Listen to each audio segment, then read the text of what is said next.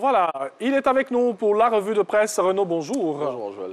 Allez, on démarre avec, bien sûr, des arbitres de touche pour le respect de la bonne gouvernance. Eh bien, c'est ce qu'a déclaré le docteur Aka Awele hier lors de la cérémonie de rentrée solennelle du Conseil économique, social, environnemental et culturel, activité à laquelle a pris part le chef de l'État Alassane Ouattara. Et à cette occasion, il a décliné les grands axes autour desquels vont s'articuler les actions de l'institution qu'il dirige pour l'année 2022.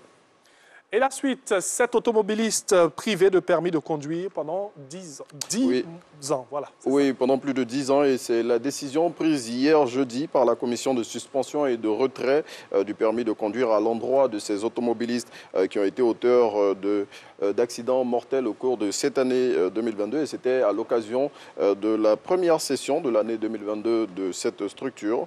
Selon le Patriote qui cite cette commission qui dépend du ministère des Transports, pour cette année, ce sont 150 dossiers qui sont en attente de traitement. Et le confrère souligne que l'année dernière, cette structure a traité 572 dossiers et a prononcé plutôt près de 370 condamnations. Et vous nous proposez un chiffre dans cette revue de presse. Oui, 959, et c'est le nombre de journalistes exerçant en Côte d'Ivoire qui possèdent la carte d'identité de journaliste professionnel CIJP pour cette année 2022. Cette information a été livrée ce jeudi 27 janvier 2022 à la Maison de la Presse d'Abidjan à l'occasion de la cérémonie officielle de remise des cartes CIJP. Il faut savoir que tous les ans, la commission paritaire d'attribution de la carte d'identité de journaliste professionnel et professionnel de la communication procède à la mise à jour de son fichier. Et pour cette édition 2022, ce sont 1009 demandes d'attribution et de renouvellement qu'elle a enregistrées selon le Patriote. Et bonne petite nouvelle, eh bien, le coût de l'Internet va connaître une baisse en Côte d'Ivoire. Oui, cette mesure sera effective bientôt, selon le ministre de l'économie numérique, des télécommunications et de l'innovation.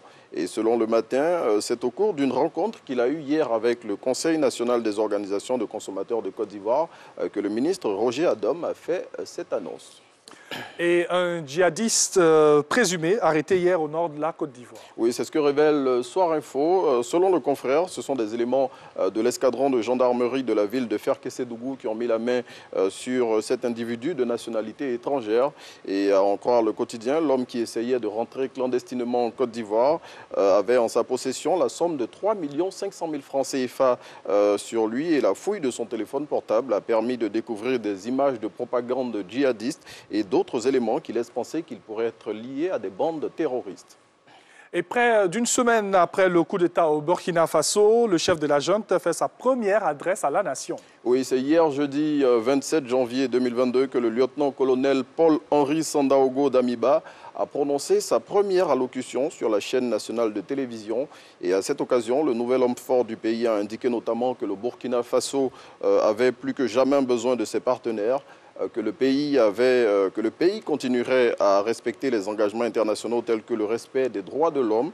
Selon le Nouveau Réveil, le patron de la junte s'est engagé à un retour à une vie constitutionnelle normale lorsque les conditions seront réunies, sans toutefois préciser d'agenda.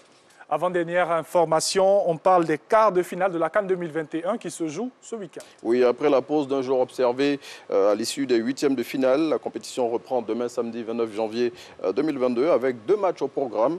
Le premier va opposer le Cameroun à la Gambie à 16 h en temps universel et le second mettra aux prises le Burkina Faso et la Tunisie. Ce sera à 19 h temps universel.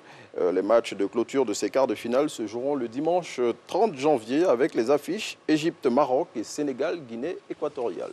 Et Renaud, dans 3 jours, ce supposé long mois de janvier sera terminé. Oui, à cette occasion, Biche invite les populations à tenir bon car ce sera la libération pour celles qui attendent patiemment la fin de ce mois qui est considéré comme le plus long de l'année, vous l'avez dit.